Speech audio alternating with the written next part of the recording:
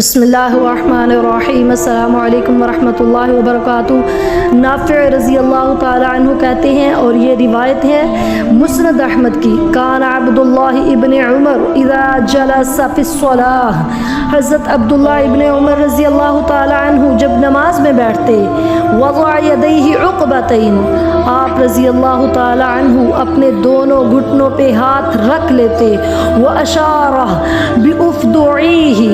اور اپنی انگلی سے اشارہ کرتے، وَأَتْبَعَهَا بَصَرَهُ، اور پورے تشہد میں اپنی نظروں کو بھی اس انگلی کی طرف لے جاتے،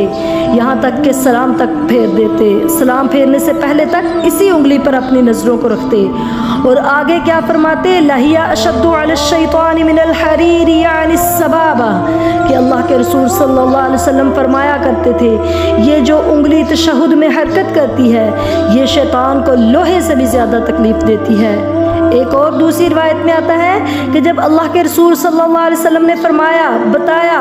کہ انگلی تشہد میں ہلانے سے شیطان کو بڑی شدید تکلیف ہوتی ہے، تو ایک صحابہ کو شیطان کو تکلیف ہونے کی اتنی خوشی ہوئی کہ انہوں نے تشہد میں دو انگلیوں کو ہلانا شروع کر دیا،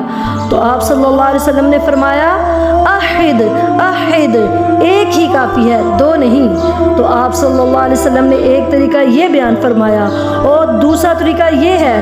کہ آپ صلی اللہ علیہ وسلم کے بارے میں وائل ابن حجر رضی اللہ تعالی عنہ بیان کرتے ہیں کہ میں نے دیکھا کہ رسول اللہ صلی اللہ علیہ وسلم تشہد میں اپنی انگلی کو حرکت دے رہے ہوتے اور ساتھ ساتھ دعائیں بھی پڑھ رہے ہوتے۔ تو ان دونوں طریقوں میں سے آپ کوئی بھی ایک طریقہ اختیار کر سکتے ہیں۔ پہلا طریقہ کہ تشہد والی انگلی کو سیدھا، یعنی ہم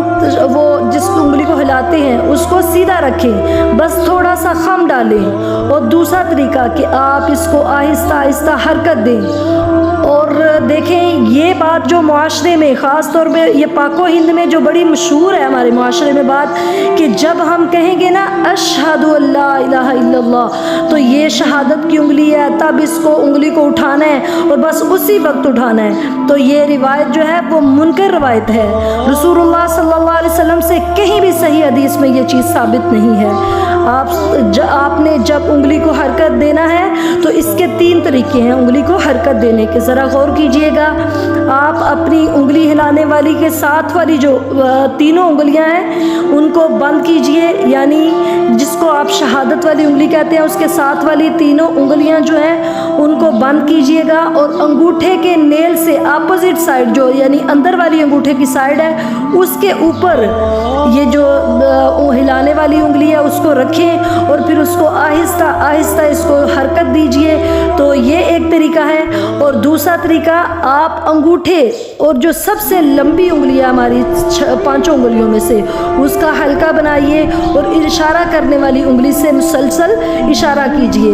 اور جو تیسرا طریقہ ہے اس کو کہتے ہیں 53 کی گرہ، جو حساب سے کہتے ہیں لیکن اس کی تفصیل میں نہیں جاتے،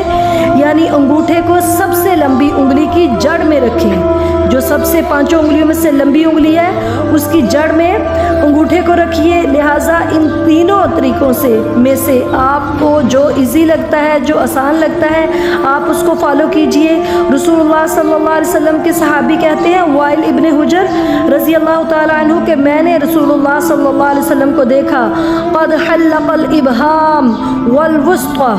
کہ آپ صلی اللہ علیہ وسلم نے بڑی انگلی اور انگوٹھے کا حلقہ بنایا ہوا تھا۔ یہ ابن ماجہ کی روایت ہے۔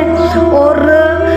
کیا کہتے ہیں کہ یہ جو 53 کی گرہ لگانا ہے، یعنی انگوٹھے کو بڑی انگلی کی جڑ کے نیچے رکھنے کا حکم جو ہے یہ ابن نسائی کا ہے، کہ باقی انگلیوں کو بند کر لینا اور شہادت کی انگلی سے اشارہ کرتے رہنا، یہ سنن ابن نسائی کی روایت ہے۔